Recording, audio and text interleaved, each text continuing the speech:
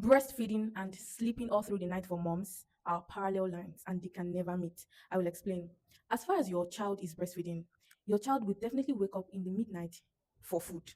Now, there are exceptions. Some people have sleep trained their child, but then you should not sleep train. It is not advisable to sleep train a child less than 1 year old. Now, when I say it is not advisable, now let me clear something on this page. So many times I say this thing is not advisable. It is better you do it this way. I'm not saying neglect your own way or don't do it at all. I'm saying this is not advisable from my own perspective, and I have my reasons I've mostly always dropped. Now, from your perspective, you think it is better for you. You don't care about the consequences that comes from it.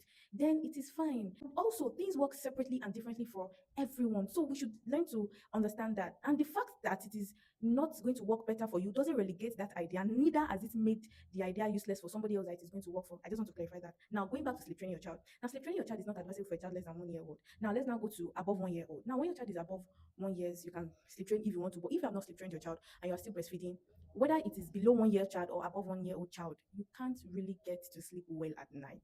Except if you feed your child very well during the day. And now that child has been able to cook up some energy to use at night. Now, talking about feeding your child during the day, an average breastfeeding child does not want to eat regular food so much. They still prefer the breast milk. A lot of mothers usually say they don't always want to outgrow it. They keep wanting more. That is how it is. They prefer to suck breast than to eat normal food, than to eat yam, than to eat beans, than to eat our regular food that we eat. Yes, they eat it. For a child that has been well trained with eating, they eat the food, but the quantity they eat might not be enough to sustain them through the night because they're still breastfeeding. So they will still wake up at night.